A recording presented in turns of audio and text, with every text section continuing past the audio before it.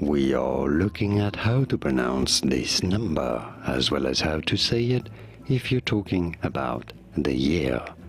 If you're talking about just the number because you happen to have that many lollies in your jar, well, it can be said as 11,000, 1,111.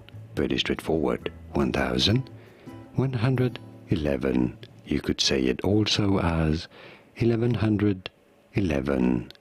If you're talking about the year, the date specifically, it can also be said as 1111 because that's generally how you say dates and years.